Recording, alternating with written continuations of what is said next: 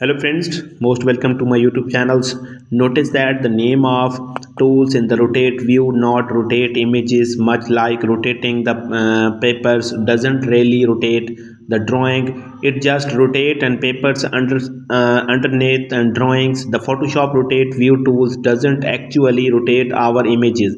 Instead, it is rotate the canvas that images setting on its other words rotate and view of the images but not the image itself.